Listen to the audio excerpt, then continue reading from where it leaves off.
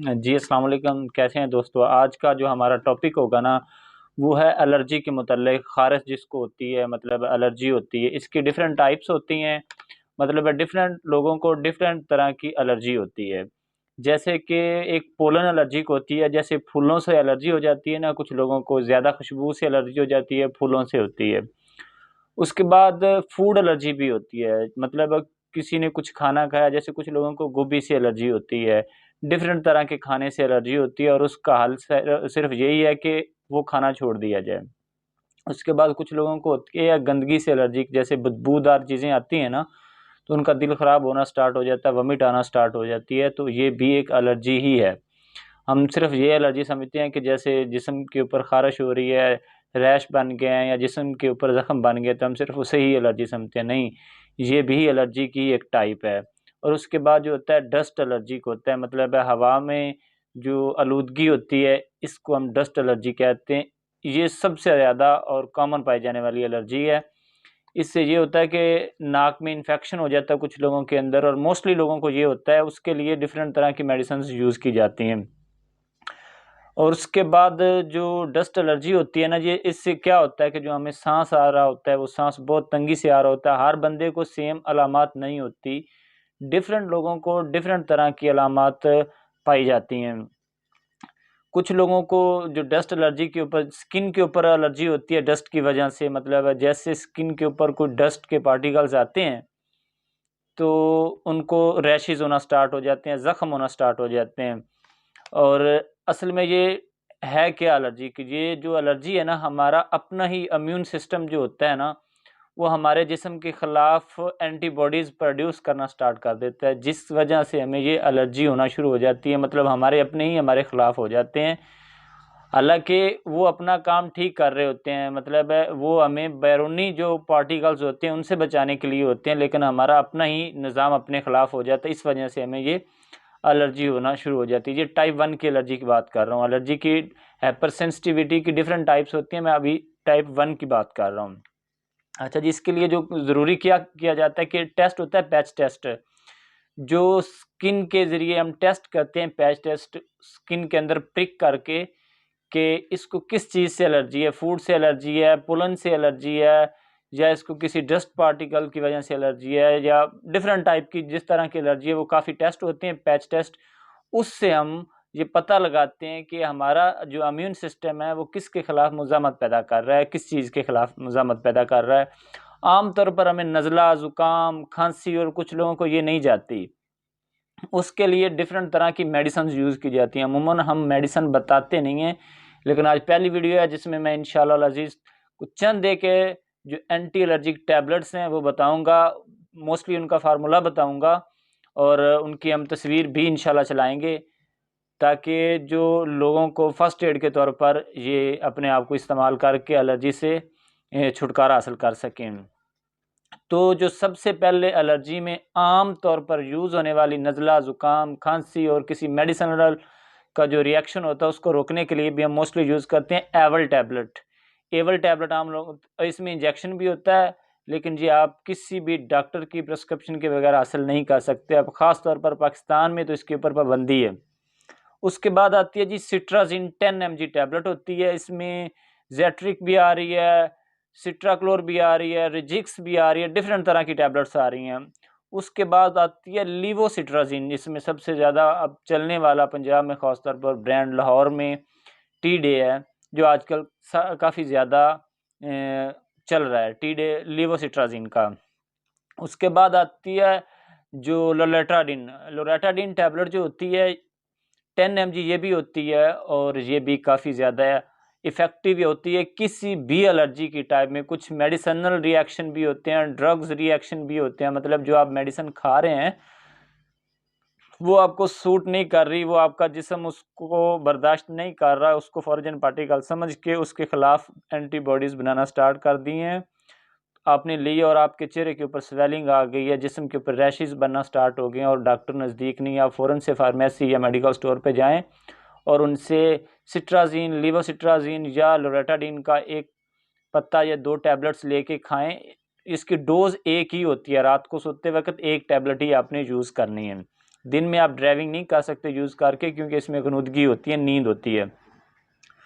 अच्छा जी, उसके बाद हम चलते हैं जो स्किन के ऊपर ख़ारिश होती है, एलर्जी होती है, उसके ऊपर कौन कौन सी मेडिसिन, क्या क्या इस्तेमाल किया जाता है। मोस्टली तौर पर हम लोशन यूज़ करते हैं, बच्चों को भी यूज़ करवाते हैं और बड़ों को भी। अब लोशन यूज़ करने के तरीका क्या है कि पहले आपने 3 दिन लोशन को लगाना है जिस्म के ऊपर, सिर्फ चेहरे के ऊपर नहीं लगाना ताकि आँखों में ना चला जाए, उसके अलावा पूरी बॉडी के ऊपर रात को अप्लाई करना है। सुबह उठ के डिटॉल के साथ नहाना है और अपने कपड़े जो हैं उसको गर्म पानी में वॉश करके दोनों साइडों से प्रेस करें, और जो आपका बिस्तर है उसको भी धोएँ और चेंज करें, गर्म पानी के साथ वॉश करें, तभी जाके होगी। और इसकी सबसे बड़ी वजह ये है कि ये फैलती है एलर्जी, एक से दूसरे को लग जाती है, जिसे अछूत की बीमारी कहते हैं, ये इसी की एक टाइप है। सबसे पहले जो लोशन में आता है, ब्रांड नेम मैं बताता चलूँ आपको, बीटाडर्म आता है। ये भी आप उसी तरीके से यूज़ करते हैं, पहले 3 दिन लगाना है, फिर 3 दिन छोड़ देना है, उसके बाद 3 दिन फिर लगाना है, ताकि ये जो आपके जिस्म के ऊपर फॉरेन पार्टिकल्स हैं वो ख़त्म हो जाएँ। बैक्टीरिया जो एलर्जीज़ के बैक्टीरिया की वजह से भी फैलती है और वायरल भी इसके इन्फेक्शन होता है। मैं आगे चल के इसकी डिटेल वीडियो में इसी में बताऊँगा इंशाल्लाह। और उसके बाद आता है प्रोवेट जी लोशन आता है, ये भी काफ़ी अच्छा और इसका अच्छा रिज़ल्ट है। उसके बाद आता है स्क्राइब फ्री लोशन आता है, ये भी अच्छा लोशन है। और हम स्क्राइब फ्री मोस्टली रिकमेंडेड होता है, जो मेडिसिन के प्रोफेसर्स होते हैं वो बहुत ज़्यादा इसको रिकमेंडेड करते हैं स्क्राइब फ्री लोशन को, जिन्होंने ख़ास तौर पर एफसीपीएस मेडिसिन में किया हुआ होता है वो इसको ज़्यादा। उसके बाद आता है लोट्रिक्स लोशन आता है, ये भी काफ़ी अच्छा होता है और ये जनाब अली काफ़ी ज़्यादा अच्छे तरीके से इसका पॉजिटिव रिस्पॉन्स है। जो एलर्जी की टाइप्स होती हैं, जिसके मतलब है क्या का नाम है, मैं उर्दू में बताना चाहूँगा आपको ताकि इजीली और अच्छे से समझ आ सके।